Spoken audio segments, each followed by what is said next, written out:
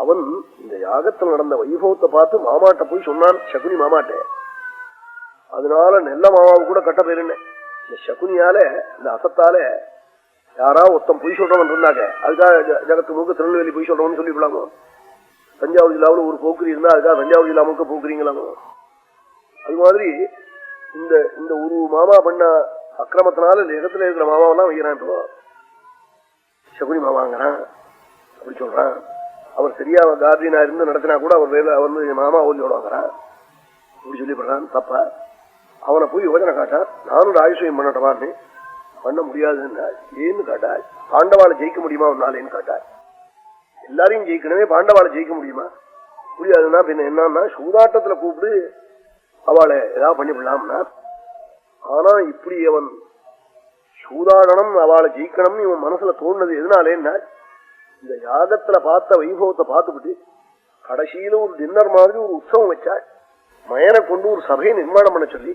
இல்லையா, கல்யாணம் ஆனதுக்கு அப்புறம் ஒரு விருந்து வைக்கிறது இல்லையா, போய் திருப்பதியில கல்யாணம் பண்ணுவா, ஊர்ல வந்து ஒரு டின்னர்னு வச்சு 2000 பேருக்கு திருப்தி பண்ணி வைக்கிறா போல, யாகம் ஆனதுக்கு அப்புறம் ஒரு பெரிய மயனை கொண்டு ஒரு சபையை நிர்மாணம் பண்ண சொல்லி அதுல வேண்டியவாள்லாம் தெரிவிச்சு உபச்சாரங்கள் நடத்துறதுன்னு வச்சா. அந்த மயன் சபா நிர்மாணம் பண்ற போது என்ன பண்ணிவிட்டான், சித்தத்துல தோஷம் இருந்தா அவனுக்கு குளம் கரையா தெரியும், கரை ஜலமா தெரியும். அப்படி ஒரு விஷமத்தை ஒண்ண வச்சு பண்ணிவிட்டான். அது என்னாச்சு, அது ஒரு காசம்னு ஒரு மணி இருக்கு, அது வச்சுட்டா அப்படி ஆயிடும். அப்படி சபா நிர்மாணம். எல்லாரும் வந்திருக்கா, சபையில உட்காந்துருக்கா, திரௌபதி பீமன் தர்மபுத்திரர் எல்லாரும். துரியோதனம் வந்தான். இவன் மனசு கலங்கி கிடக்கு, அசூயப்பட்டு வரபோது என்ன பண்றான், கரையில போய் ஜலம் நினைச்சுக்கிட்டு தொடைக்கு மேல தூக்கிக்கிறான் துணியை. சில அசடு துணியை வந்து தொடைக்கு மேல தூக்கிக்கும். இதெல்லாம் உள்ள விடாதேன்னு வியாசம், வீட்டுக்குள்ள தெரிவிக்க விடாதுன்னு விட்டார். ஆகுத்ரேபி சம்பீதா பிரயபோகம் கிருதாஞ்சலினார். வஸ்திரம் எது கட்டிக்கிறதுக்கு, மானத்தை ரட்சிக்கிறதுக்கு தானே. அப்ப என்ன பண்ணினா, ஜலத்துல போய் கரைன்னு நினைச்சுன்னு அரங்கரான் போட்டுன்னு மூழ்கி போடுறான்.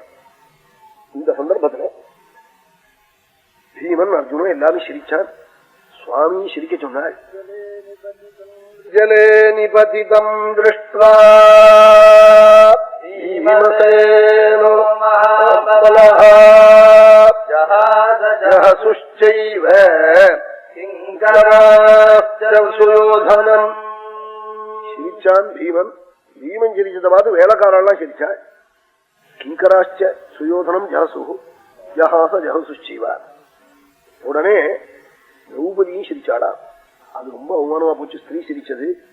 உடனே தர்மபுத்திரர் மகாபுருஷனோ இல்லையோ 10 பீதாம்பரத்தை கொடுத்து நனைஞ்சு போச்சு, கொண்டு போய் கொடுறான்னு நாடா. அது அவனுக்கு இன்னும் ரொம்ப அவமானமா போயிடுது. ரொம்ப அவனுக்கு அது அவமானமா போயிடுது.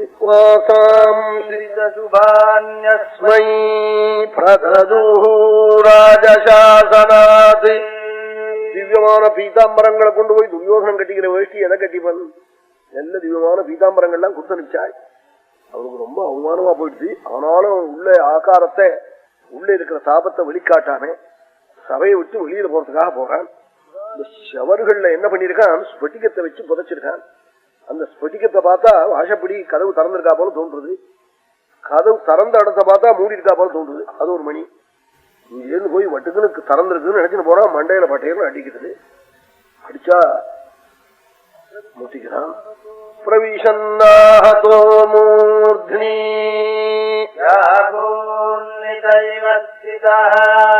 அப்படியே இந்த பிளட் பிரஷர் வந்தவனுக்கு சித்தும் பாருங்க தலை. இந்த பிளட் பிரஷர் அங்காரகம் கட்டு போனவனுக்கு தான் வரும் ஜாதகத்துல. அப்படியே சுத்துறது தலை. கீழே விழான், உட்காரான். இப்படி அவமானப்பட்டு போய் சேர்ந்து சகுனிகிட்ட போய் அழுதான். அப்பதான் சகுனி இந்த யுக்தி சொல்லி கொடுத்தான். வேற ஒரு வழி இல்லை, பேசாம சூதாட்டத்தை கூப்பிடு, அதுல நாம் தனியான சிறப்பு வாய்ந்தவன்.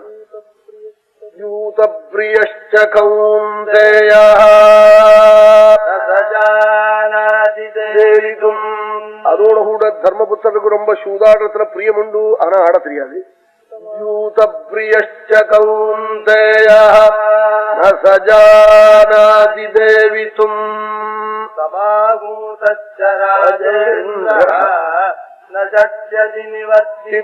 கூட்டா வல்லேன்னு சொல்ல மாட்டாரு, என்ன பிரதிஜை வர பண்ணிருக்காரு. யாரு எதை சொன்னாலும் கேக்குறேன். நீ சமாஹூதராஜ நிவர்த்திதும் கூப்பிடுன்னு சொல்லி கொடுத்துட்டான்.